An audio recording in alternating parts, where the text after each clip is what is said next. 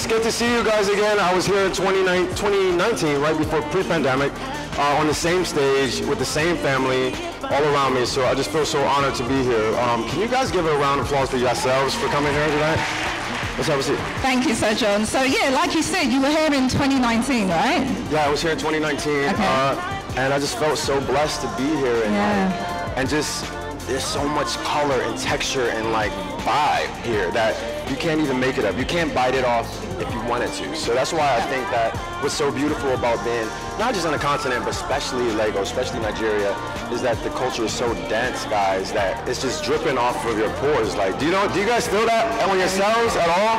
Does anybody feel that? Any one woman in the audience or guy know that this place has it? Does anyone?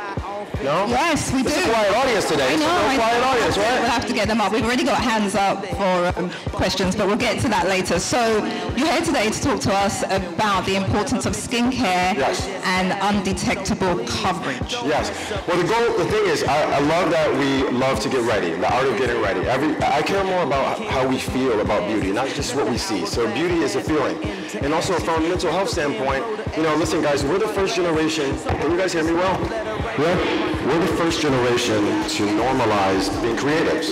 We're the first generation to normalize mental health, mental wellness, And so when I think about beauty, it's not so much about something that's so transactional as a lipstick or as a foundation.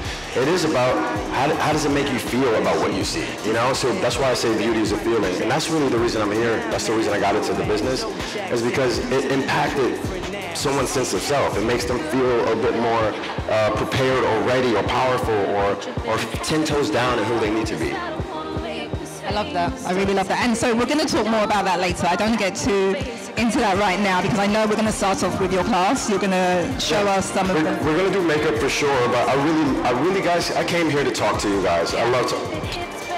Hi, my love. Hi, beautiful. Can you stand up? Can you stand up and just do a shake? I would love for you to, yes, please, babe, show the audience your outfit, please, turn around, do a quick turn.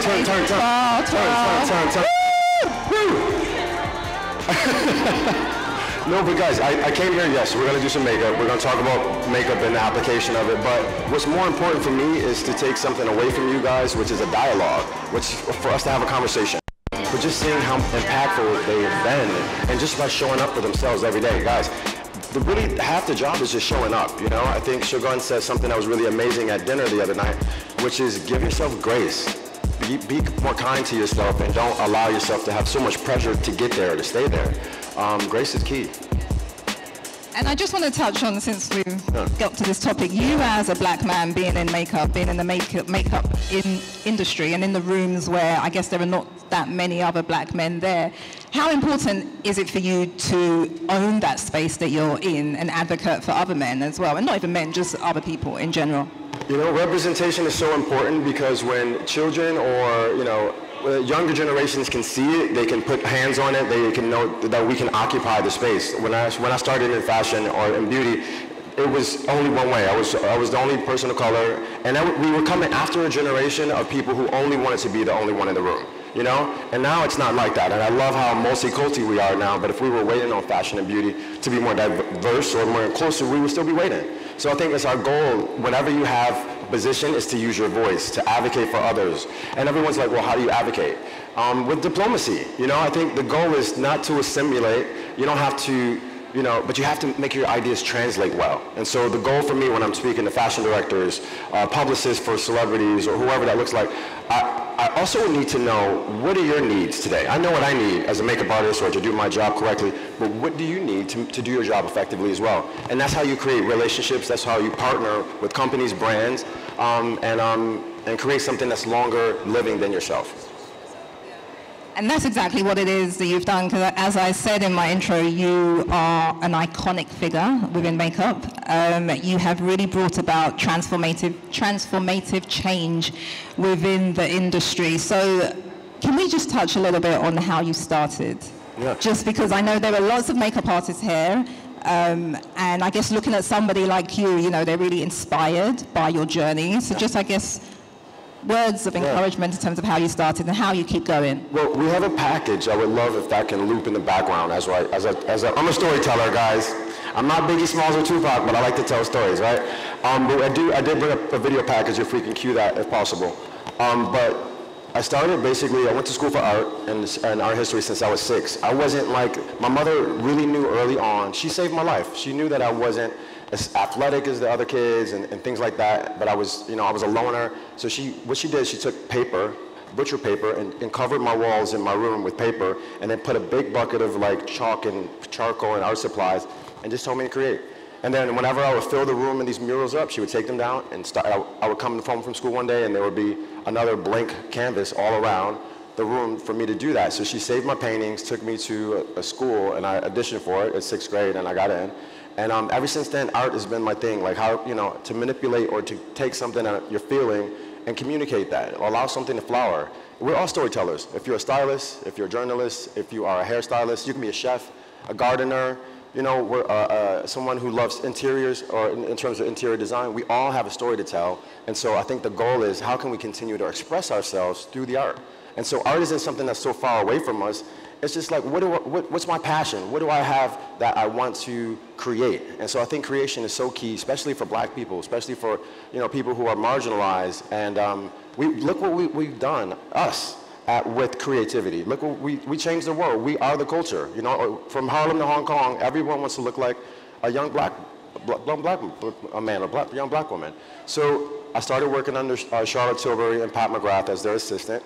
But before that, I was doing makeup in a strip club in Queens every 4 nights a week with my homegirls from MAC, and we would go in and we would get all the girls ready, like 30 women ready for the floor. They had to be on the floor at the same time. So that was my Fashion Week prep, if you think about it. So I remember getting the call to go to Milan.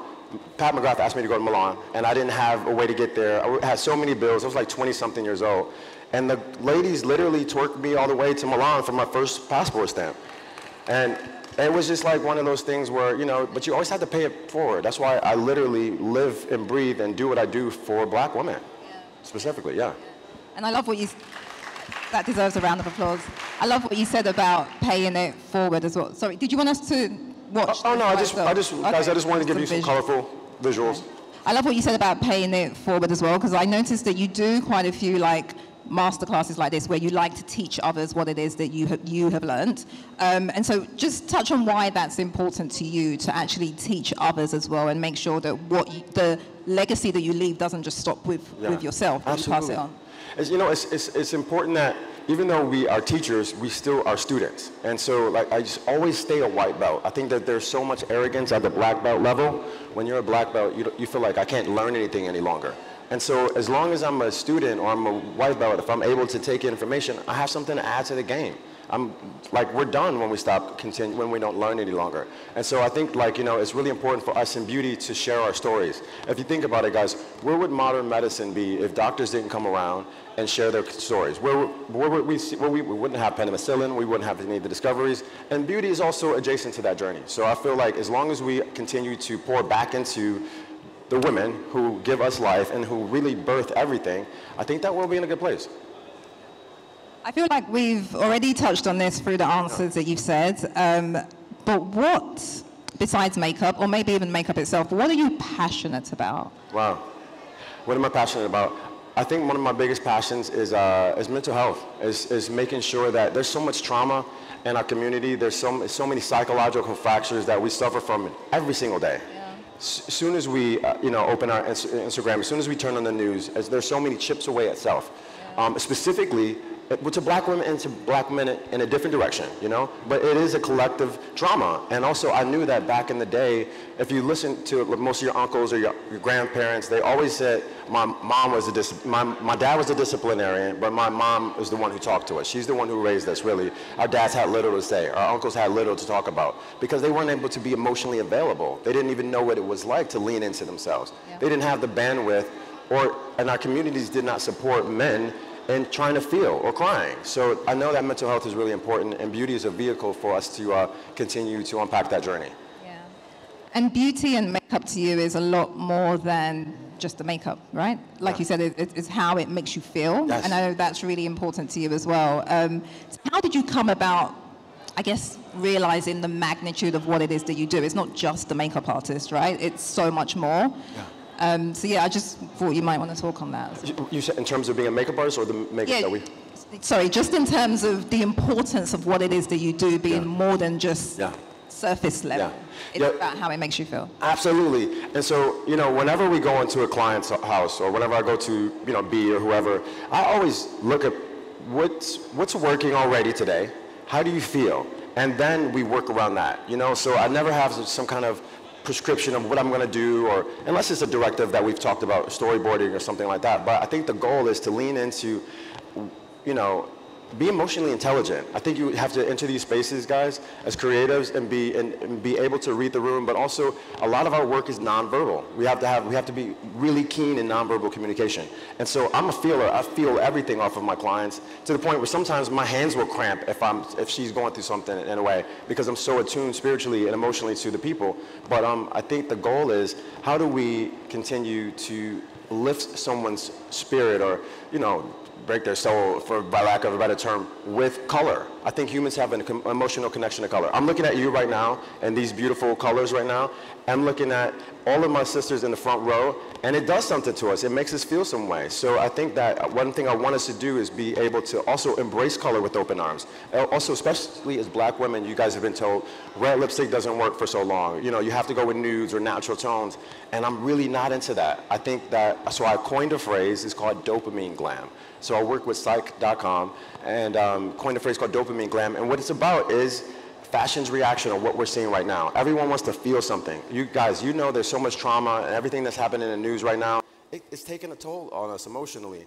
And I know that by putting on color, put on some colorful pumps, you know, seeing color or playing with it, and as we've seen these beautiful shows yesterday, that makes it raises your sense of self. It moves the needle emotionally for you. So that's why color is so key. I love that. Thank you, Sir John. Yeah. That's amazing. Let's see if we have any questions at this point, and then we can start with the makeup tutorial as well. Any questions from the audience at this point? Anybody? Okay, we have quite a few questions now. We'll take the lady at the front first with the shades, please, and then the lady behind. Hey guys, I like to talk, so if you like to talk to me, anybody who asks the best questions can pick out anything they want from my makeup bag. That's a good one. Hi, brother. Hi, Julie. What's Julie up? Wilson in the building, guys. Classic. What up, everyone? Huge, massive icon journalist. I know you well, so I probably know a lot of the things that you said, but I think you are so special to the world and this industry, and you are so important to the culture. So thank you for being here. But I wanted to ask you, because you've done so many iconic things and worked with so many iconic people, I think it's important for us all in this room to think about our legacies, right? What do you want your legacy to be? When everything is said and done, how do you want people to remember you and your work? Wow, that's a really good question. Shout out to Julie. Okay. So when I think about legacy, guys, wait, hold on. Can you hear me well? Yeah? Okay, yeah. Thank you. Yeah. When I think about legacy, guys, I think about what do we leave behind? And for me, so I'm a creative director with a French brand right now. And I'm going to be honest with you guys, it's a little difficult. It's a little difficult dealing with the French who have a sense of self and a sense of nationalism, and they like the idea of listening to a black man. But when that really happens in real life, it can be challenging. And I've been at L'Oreal Paris for a decade. I was their first black creative director ever. And so it's one of those things where we need to normalize and change the landscape of what luxury looks like for us, what luxury looks like for beauty. So my whole thing is, right now, one of the things that is really important to me, I'm on like a crusade to talk to luxury brands in general, all the big houses. Guys, do not use a profile. Don't profile when you're talking about luxury. Oh, who is the woman? Who's the luxury? Who's the Chanel woman? Who's the Bobbi Brown? No, guys, it's an atmosphere that we want to enter. We want to enter overall vibe. It's based in colonialism and racism and separatism when you say, oh, who's the profile, who's the person, who's classically, quintessentially been a white woman. So I think my goal right now is to just redefine what those bars looks like. Guys, anyone who should be able to afford to be at this party, should be at the party. Guys, we need more stories. We need more compelling ideas. You know, we're going into a multicultural generation, and they can't feel akin, or they can't feel like they're on our radar. They're on our radar unless we invest in that in terms of the messaging up front. So for me, to answer your question, is redefining the landscape, and also just making people feel something. And that's my whole thing. I know it sounds corny, it might sound small to you guys, why is it so important to feel something? Because guess what, when you're not feeling something, you're dead inside. And you can put makeup on this all day, but if you're not really emotionally in check with yourself, if nothing moves the needle for you emotionally at all, you're in a really bad place, and lipstick can't help that. So, hello everyone. My question goes this way. I work with a company called Let's Talk Business, and what we do... Bring your mic closer. Yeah. I work with a company called Let's Talk Business, and what we do is to give support system to SMEs. So from my experience working with them for like 6 years, I noticed that a lot of SME owners understand what they want to do, but they do not know how to build that personal brand to be able to gain ground. So you are on this stage, not because of the company you run, but because of the personal brand you've built for yourself. Wow. So here is my question. Thank you. When starting out, how did you build that personal brand that can easily connect, engage, and connect with global audience, such that you have to be on this stage right now? Yeah, I love that. That is what I want to learn. That's a beautiful question, man. Honestly, it takes a lot of, thank you for that, honestly. So basically, besides the companies that you're with, how do you become a brand that they want to work with? I think the goal is integrity first, having enough integrity and values. And this is a conversation we were having at dinner the other night. So basically, if you know you're footed in something, nothing's going to take you out of that place. No matter if someone pisses you off at work, no matter if you're having a bad day, how much am I showing up for myself? So I really wanted to show up for myself. Wow. I wanted to show up for my mom, even though she wasn't on set with me, really well. My mother she was a really strong black woman, and she didn't play any games, so I know what respect looks like. Sorry. I know. Can I help you? Can I give you this guy? Do you want me to help you take it? Oh, they've taped it. Hey guys, bear with me for 1 second. No, I know that whatever you do, it doesn't matter if you're an accountant, if you have a bakery, if you're the best mom who bakes brownies for the kids for their parent-teacher conferences, that's your personal brand. So your personal brand is whatever you do really well. You can be known for always being on time. That's your personal brand. Like, you know, how much support you offer. I think I really cared about, when I was an assistant, making sure that the person who I was assisting had the most support. I wanted to be the best assistant possible. I was just happy to be in the room. I was just happy to be like educated and see these great people. So to answer your question, what do you do really well? What's your calling card? I think your calling card is something that you can rely on when everything is unreliable, and try to dig your heels into that. Try to be 10 toes down into that, my brother. Thank you, Sir John. Okay, we've got a question, from the lady here, please. She's just there. Oh, hey. Thank you. Hi, I love your outfit. Thank you so much. Hey, talk to me. What inspires you to continue to make yourself relevant over these years? You're still, relevant in the market. So what have you done to inspire yourself to keep on going? Thank you. That's a beautiful question.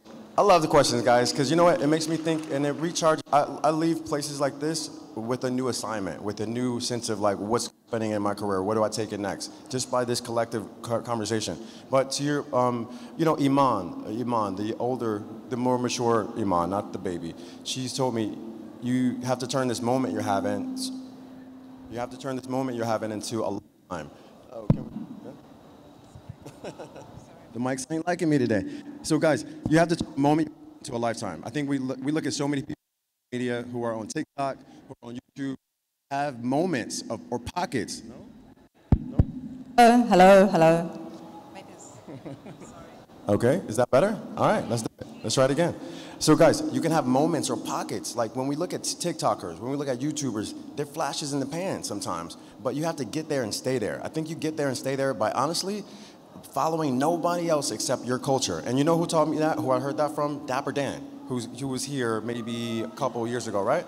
And as long as you follow the culture, which is the North Star, which should be the internal GPS for all of us, you'll have so much to say, so much to add to a conversation, so much to reference, so much to continue to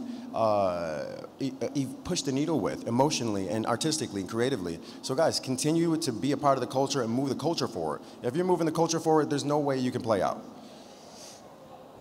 Thank you.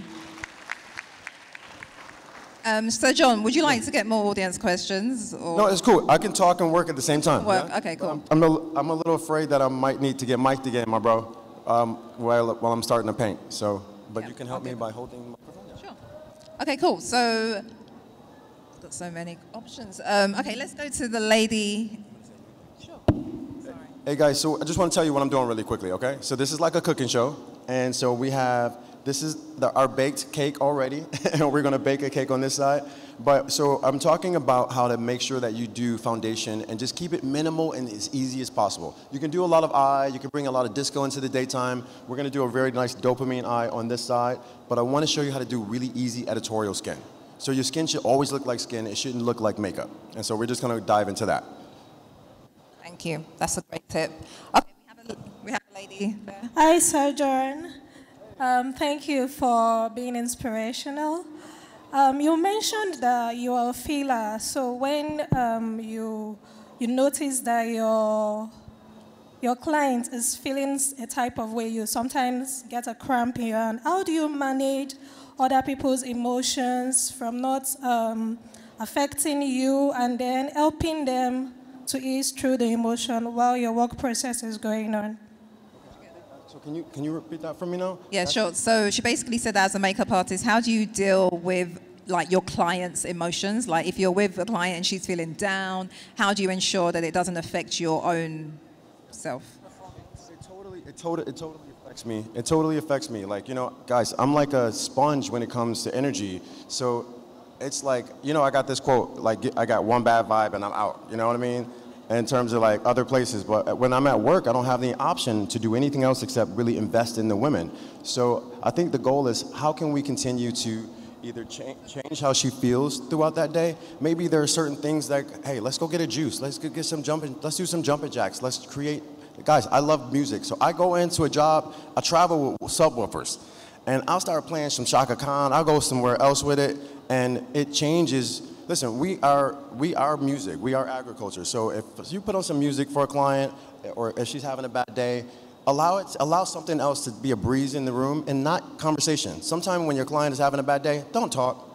Just do something else. Condition the room with energy, if that makes any sense. Also, be a destination of energy. A lot of people do really amazing makeup, really great hair, but they're not a pleasure to be around. You know, so how much am I, me, adding to the overall vibe in the room? That's nonverbal. I think that is kind of the assignment I would task you with if you're in a makeup room, if you're in an office, if you're in anywhere. You know, what are you adding to change the frequency in the space? Thank you. Okay, there was a lady at the back there in purple. Can we go to her, please? And then we'll come over to this side.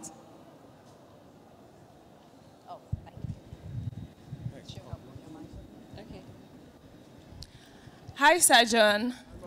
So my name is Fumi. I want to know if you've had any setbacks in the course of your career and how you were able to overcome those setbacks. I'm a fashion designer, and I can't count the number of times that I've wanted to give up. So I want to know if, of course, I'm sure you've had setbacks, but I want to know how you've been able to push yourself forward, you know, just inspire yourself to keep on doing what you're doing. They're going to try to mic me, yeah. So guess what? Every day is about setbacks, but every setback is a setup for a comeback, too. You know what I mean? So like, I feel like it's allow people to continue to count you out, allow people to continue to have an idea of what you can do and you can't do, but that's not your business. The only thing that you need to be concerned about is what do you want to show up as tomorrow? What do you want to continue to refine and redefine, if that makes any sense? And that is, is it on? And guys, and that's what honestly keeps me encouraged. It keeps me happy. It's an inside job. If I look for exterior cues on why I should be here, what I should be doing, because looking at the next man's journey, I would go mad. You know. So, but I know, excuse my language. I don't really give a fuck what nobody else is doing. I care about what I feel about what I do, if that makes any sense. Love what you do and try to keep your eye on the eye line and not to your left or your right. But also, guys, social media is not designed for you to feel good about yourself. It's not. It's designed to chip away at your sense of self, especially women. Fellas, it doesn't happen to us the same way it happens to women. From the moment they wake up in the morning to the moment they go to bed at night, they're chipped away at or made feel like they have to compare themselves to. Thank you, Sir John.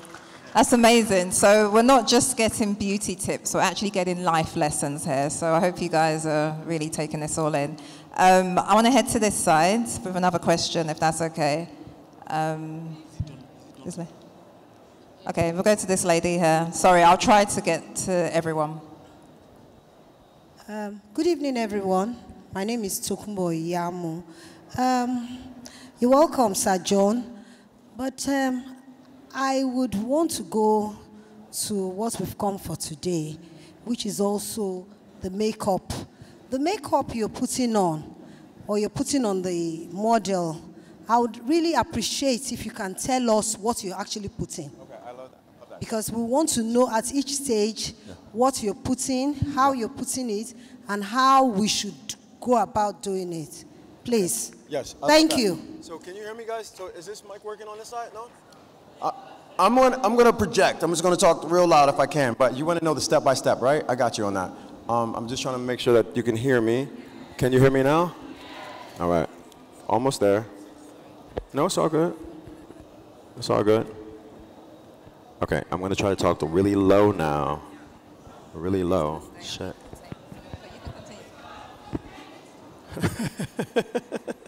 Okay. So yeah, what I'm doing now is I'm basically taking concealer. I feel like I'm talking too loud now. I'm taking concealer. And I'm basically starting in the T-zone. And basically all I'm doing is trying to create a soft veil of complexion. I'm not going in with a lot of makeup. So all I suggest you guys to do is take a little bit of, I'm taking a concealer actually. There's on freshly moisturized skin, and I'm taking a damp or a wet egg sponge. A damp or a wet egg sponge. Yo, yeah, killing me with the mic today. It keeps dropping, sorry. Let me just hold the microphone for you. So what I'm going to do now is basically I start to stipple this into the complexion, and I don't believe you need coverage everywhere. I know that might sound like crazy or counterintuitive. Turn this way. But one thing I want you to do is basically start to dial up coverage where you need it, and where you don't, I think I'm okay. Yeah, so wherever you don't need the coverage, like try to dial it down, lay off. And I know that, guys, we're also, look up for me, life, in a really hot area right now. Guys, even though it's November, it's warm outside. It's really humid. It feels like Houston to me. And I feel that you guys should allow your complexion to breathe just a little bit more. So the goal is, how can I get myself ready with allowing my pores to breathe? When your pores breathe, your makeup won't oxidize as much. It won't actually start to produce more oil. So that's more the reason why I say you want to dial it down or dial it back. And so to answer your question, that's why I'm using concealer now instead of foundation. Okay, turn this way. Thank you, Sir John. Okay, so we are going to go to another question at the back. There's somebody right at the back with her hands up. If we can get her a microphone, that would be awesome. Yeah, thank you. Hello, Sir John. Hey. My name is Chidi. So I would like to know, in a tropical country like ours, you make up and still, most times people come out, especially your clients, and even myself, come out with heavy breakouts and all that. How do you go about concealing it? Are there special products or techniques we should go buy to still make our professionalism pop while doing this and not overlaying the face? Yeah, so basically, what you're saying is like what's the best way to cover if someone has like skincare concerns like acne or discoloration? So one thing I wanted to say, that's a really good point, I was thinking about this on the way here, is that we've been taught also that black don't crack, right? Black don't crack, but it can sag, right? For real. But it's one thing I do think that we should also start to look at is, especially women of color who have any uneven pigmentation, use a sunscreen. There's so many mattifying, because you know what, the sun also magnifies discoloration.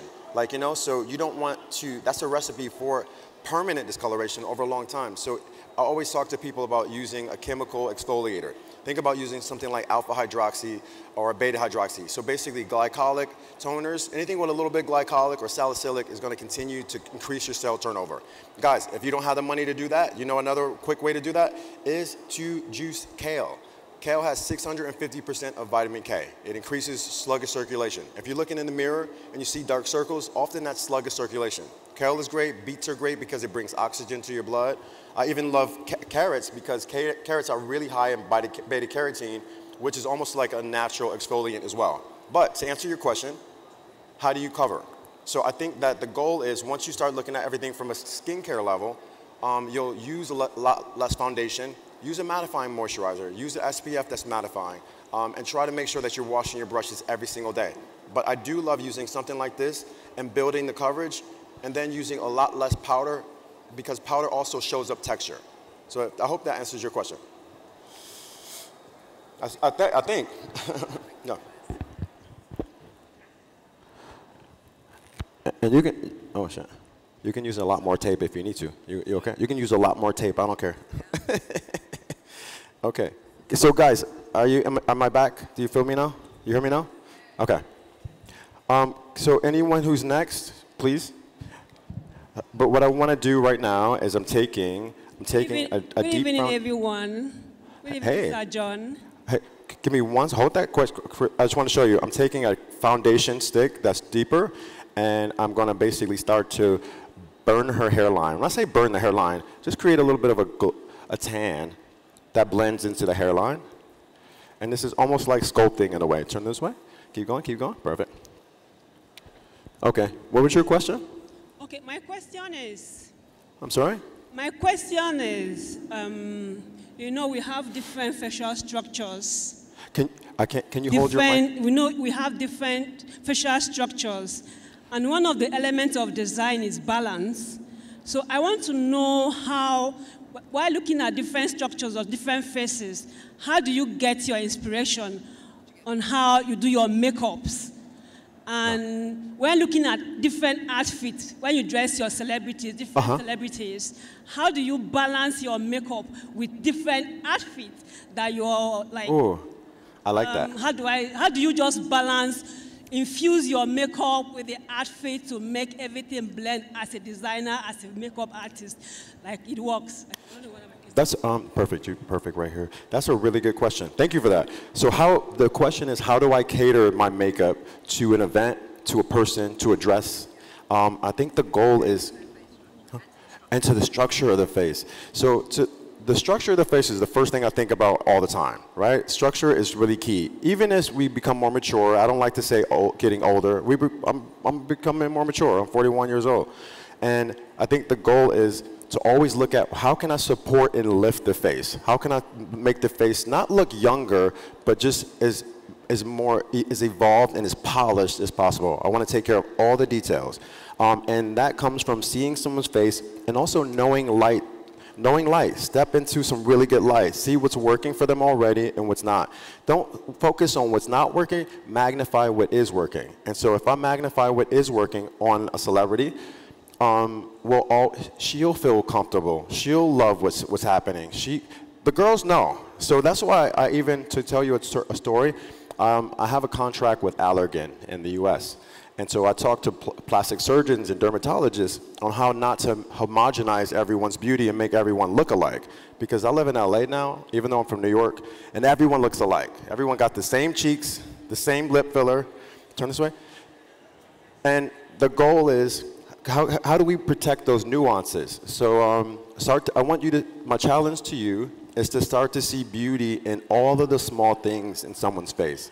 Like if you guys have met me, anyone who's met me, I'm always looking for what's beautiful already in someone. You know, I don't look for what's not working. And then a dress helps, or you know, an event helps. But I will tell you, is that whenever I get a brief from a client on what's happening that day, I always want to know, where is she going? So the venue, I'm always thinking about the venue. We want to get someone ready for the venue, if that makes any sense. If it's a red carpet, is it a ball? Is it a photo shoot? Is it a stadium? Is it a concert or Coachella? So the venue and the dress dictates everything else that we do. Thank you, Sir John. Okay, before we go back to the audience, I have a quick question. I'm really surprised nobody's asked him about Beyoncé yet, so I'm going to ask him. I like that. That means I'm doing a good job if y'all not asking about me. I know, right? So I'm going to take it back there. So you are Beyoncé's makeup artist. How is it like working with Beyoncé? And also, what would you say is your most iconic look that you've done for her? Thank you. I'm laughing like a villain because she's funny to me. What I love most about working with her, oh man, you know, I've learned so much from her creatively. She's a Virgo rising. I mean, she's a Virgo. I'm a Virgo rising, and I just love that whatever she imagines can happen we're gonna have to find a way to make it happen. And so that determination, coming from a black woman, turn this way, and seeing her have a vision and being able to communicate that vision. And the thing is, you don't have to be a lighting guy to explain what you want it to look like. You don't have to be, you know, a director to explain the perspective. So I've noticed how to jump into different people's positions and communicate with them in a way that we all come out in the same journey. I know that sounds like trivial, but in our business, that's really kind of groundbreaking for someone who never went to school for all of those things. Turn this way. And also, I like that she's motivating. She's a very motivating factor. When she wants to do something, she's going to do it. And she also doesn't. I don't like that she doesn't like us to sleep when we're working on something. That's really tragic. But when she has something in her mind, she's like a mad scientist until it comes out. I've never seen it happen. I've never seen that with anyone in my life. And my favorite thing that we've done together, I mean, it's probably not the stuff that you guys would remember, but I love, there's a video called Mine in the Beyoncé album. I love that whole era where we were in. That was fun. I loved On the Run, the first tour, because we did these beautiful cat eyes every day. And I love like feline eyes. I loved Coachella. That was fun. Yeah. That was my first LA earthquake we sat through. And also the Tiffany's campaign was really beautiful as well. That's amazing. Thank you, Sir John. Thanks for sharing that. We have questions at the, let's take the front here. Sorry, this gentleman with the hat, the cap. Hello, everyone. Hi. Thank you, GT, and thank you, Sir John. My name is Michael. Thank you, GT. Guys, give it up for GT. Yes, come on now. To GT. I like that. I like that. So I have quite a number of questions. I want you to talk about, like, the makeup you're doing on her at the moment.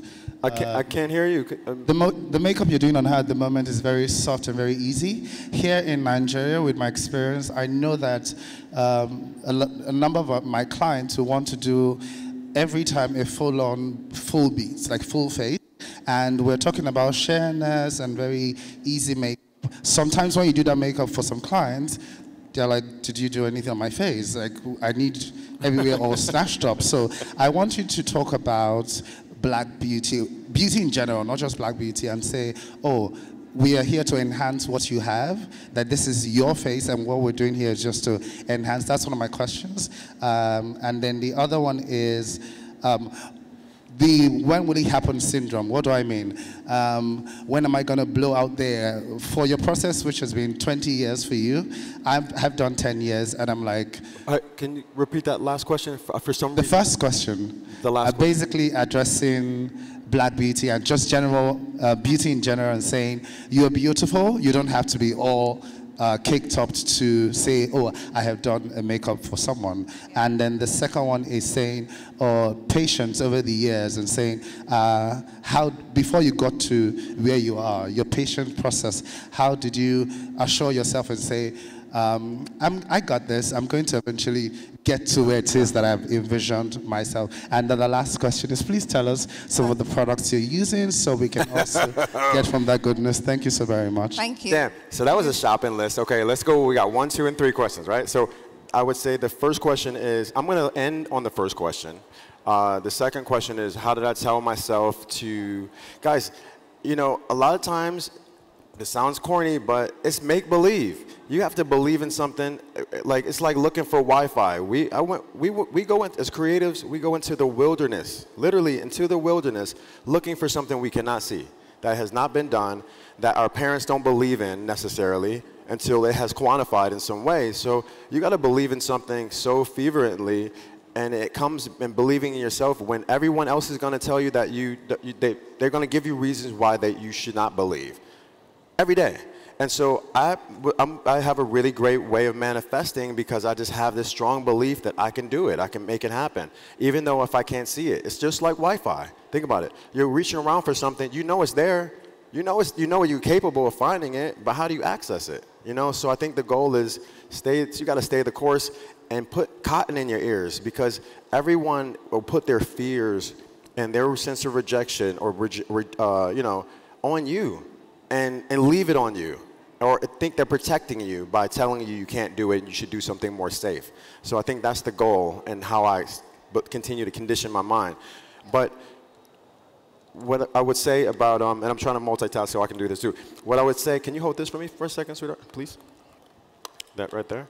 Got it. This is why I like to talk to you guys more than I like to do makeup during master classes, to be honest. Because I feel like anybody, you know, this is fun, but I love talking to you guys more. But babe, you're fun. I'm saying this is, never mind. So guys, I was gonna say that one thing about us as black women, black women specifically, working with black women, it's always been like, we have to have like a level of perfection when it comes to the foundation and the studio fix and the concealer and like, but I will say, guys, a lot of times, if you really think about, Julie said it best yesterday. I've never heard anyone put it like this. If you really think about who do we love in terms of black women, the references, there's always more mature women. There's always your aunt who has the most beautiful skin, or your grandmother who you think is so beautiful, and it's not someone who's 12 years old, 13 years old, or a supermodel. So I think the goal is to continue to speak love and life into your client so they feel secure all the time, even when their makeup is off. And then a lipstick helps, a little bit of concealer helps. But you have to realize the remedy for them to feel good is not in this. It's not in this. And that's why I always talk about beauty as a feeling. Because when I take this makeup off, my sister came here with no makeup on, and she's totally confident in herself. Because guess what? She knows that she possesses the beauty. You know, and this is only something that is there to magnify or support. That's something that's already working.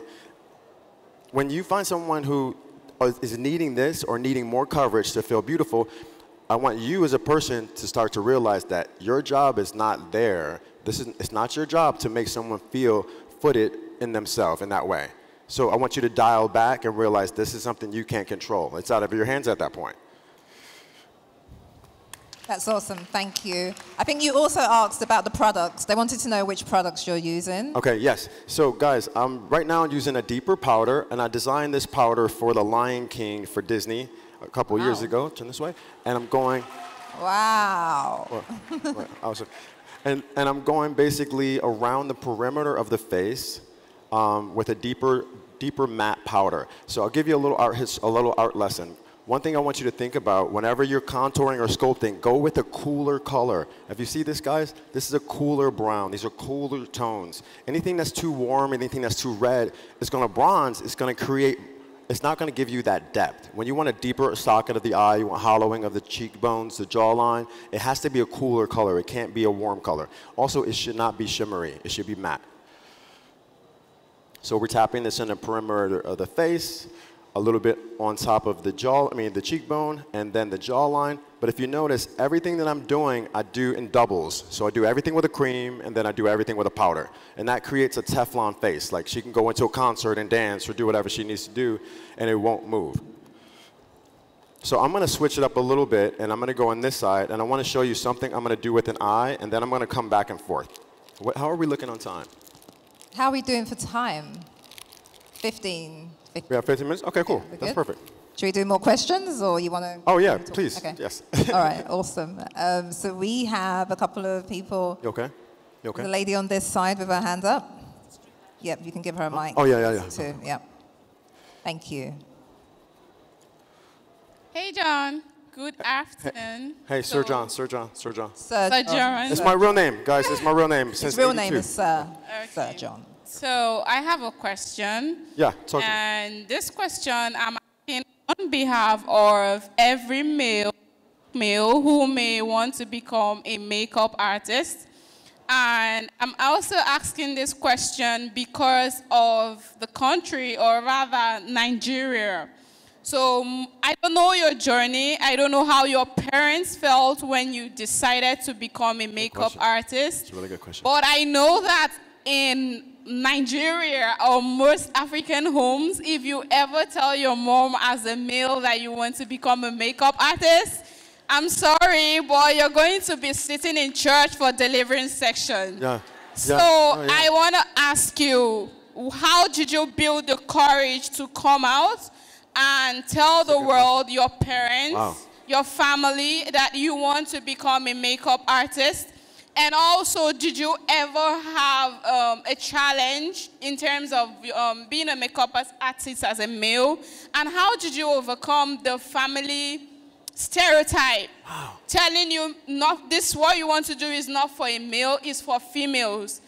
Damn, she's... And I'm asking so that you encourage someone, and in case this masterclass reaches to other platforms, maybe there are male kids that want to become makeup artists, they could get the courage from your story and pursue their dreams. Thank you. Babe, honestly, that's so profound of you to say that as a black woman, and you're not, a young black man. Like, for you to say that, that's called being an ally. That's the allyship. That's what it looks like to be an accomplice for someone else. There's no hole, and that's why when guys, it's okay for men to be feminists. It's okay for men to actually understand that I need to support women, even though the things that happen to them doesn't necessarily affect me. So literally, I take my hat off to you, because that was a beautiful question. So I would say that, listen, I know it's not something that any woman wants for her. Listen, no, to be honest with you guys, this is not an easy job for any guy, right? Until you get into a point where then it's fun and it's big and it's that thing. But when you have an idea of like, I'm an artist, and I want to take my paintbrush, this is from an art store, and I don't want to put it on the canvas anymore. I actually want to put it on a face. Just that shift in your artistry creates violence towards your body. You're no longer safe. You're in harm's way. So to your point, you have to be brave, but to his question earlier, you have to continue to be footed in who you are and realize that's my mother's issue. That's her shit. That's not my shit. You know what I mean? Like, that's my mother's problem. That's not my problem. Either she can advocate for me, or I'm going to find a way to flower in this world on my own. A lot of young people who happen to be, I'm going to keep it real. I don't know if this is a safe space to talk about this, but if you happen to be gay or queer, it's very dangerous. It's not easy for people to actually come out to their parents and say, I'm going to do something that's unconventional, that's unorthodox, that was not in the same vein as the way you raised me. Even if you told your kids, hey, I want you to go to be a doctor, and your kid's like, you know what, I want to be a rock star. It's still not quite the same, because no one's going to chase you home because you want to be a rock star. No one's going to throw rocks at you because you're going to become a rock star. So my point, or I would lend, and hopefully a little bit of advice, is to continue to advocate for each other. To continue, if you see people, it starts with you. It starts with the question that you ask. And so to continue to be an advocate, to continue to create safe spaces for artists to nurture their ideas, their goals. And I think even if it's lost on another generation, if it's lost on people who are more conservative, I think that we are the generation that normalize, hey, we don't care about those values. Our values are different. So I think if you continue to lead with that sense of advocacy, that is like, babe, you're way ahead of everyone else. And so also, I would give one more piece of advice to people who are in those spaces: move. And if you don't have to move into a big city, just move out your parents' house. You know what I mean? Do what you need to do on your own terms, and don't allow anyone to marginalize you at all. Thank you for the question. Yes, Thank you, Sir John, for the answer. Hey, I'm sorry. Right, yeah, okay. Thank you. Well, let me start by saying congratulations. I think you got creative director to Kilian after we saw in Qatar last year. Yes. You want to tell that story? Tell that story. Oh, God. We had a party in the hotel room and we got kicked out by hotel management for too much noise a year ago. And I had an after party and it was fun. It was fun. So, but I have a question. The question is, would we be seeing more of the Kilian cosmetic presence on the continent now that you are creative director? Yeah. So to your point, that's a really good question. So I know for sure SA is already on their agenda, but can I tell you something?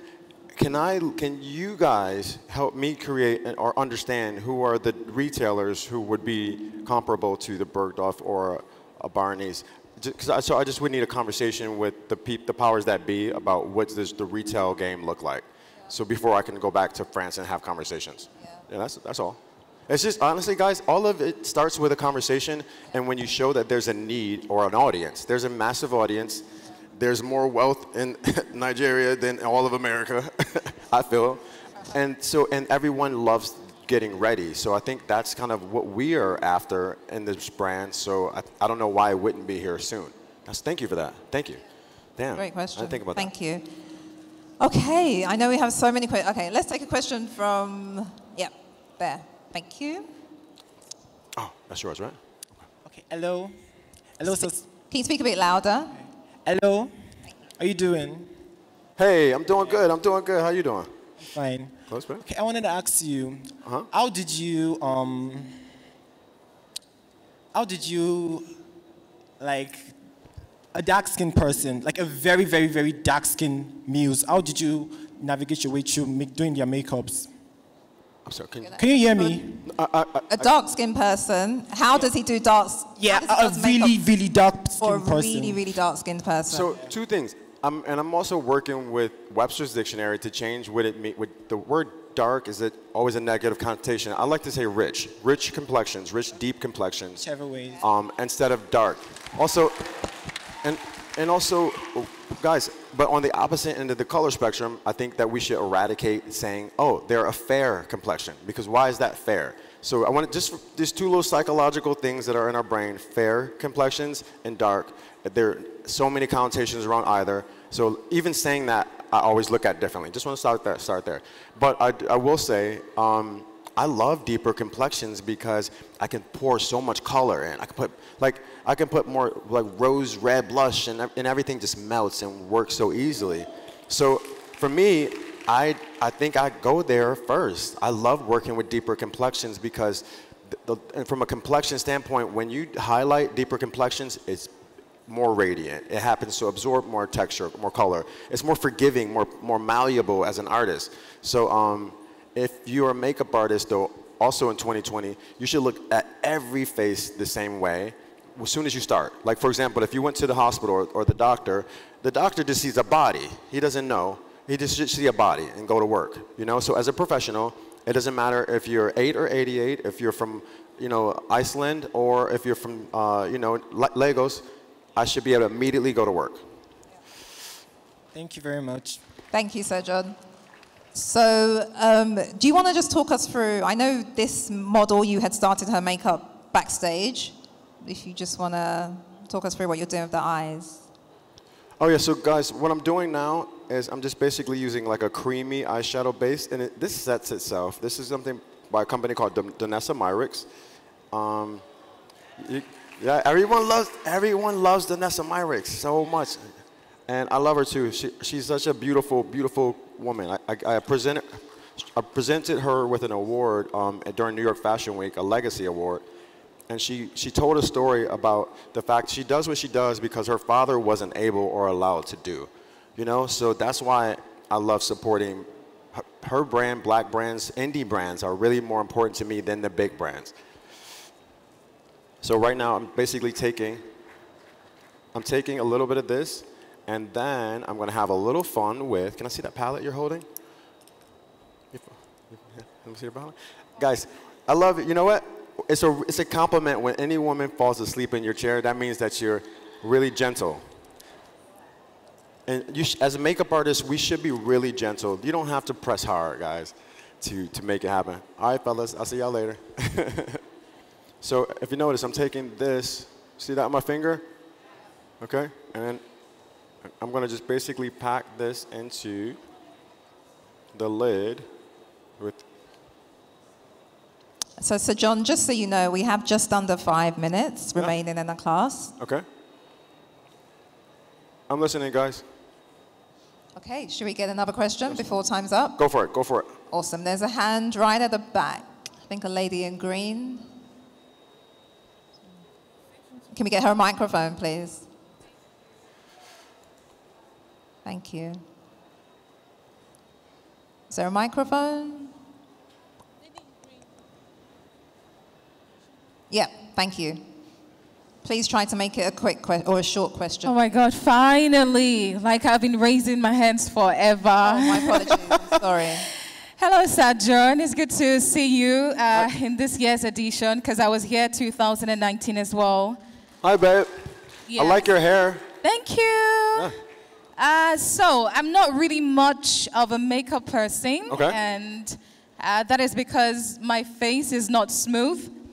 And I've tried different products, some of which worked at some point. But moving to my question is, for some of us who don't really have a smooth face, how do we properly take care of our face? Yeah. So that's the question. Thank you. Yeah, so I would also reposition a little bit, and this is a push to not challenge you, but to understand more, right? I would say also, we all have skincare concerns. So I would redefine how you're talking. Being kinder to yourself starts with what I'm saying to myself every day in the mirror. And so I want you to think about, I have a couple concerns. They're not problems, they're concerns, right? And so because when you have a couple concerns, you can find a remedy for them. If you have a problem, it's gonna be on your mind and in your body all day. And so I would say, if I were you, I would look for things that continue to turn over, give you cell turnover, like I was saying earlier, chemical exfoliators. Make sure that you're using them possibly at nighttime before you go to bed, because we're so sun sensitive, and I don't want it to damage any more of your melanin. But if you also, can I see you after class? Because I want to write down some things for you based off of your skin type. Is that cool? Yeah? Okay. That's fantastic. Okay, so John, I think, we'll leave the last words to you as we need to wrap up. Okay, so guys, I really wish I could have got through some more makeup. I like talking. I'm going to finish this in the back so we can have photos of it for the website and things like that. But I think the goal, if you haven't realized, the tone of voice today is more about how do you feel about what you see, guys. Not what you see here, what you see, what you're working with every day. It's not about losing more weight. It's not about changing anything that is existing. But how can I magnify it? How can I make it better? How can I make what I have and what I love better? Whatever you don't love, don't worry about, don't focus on. And that's all I got to say. Yeah.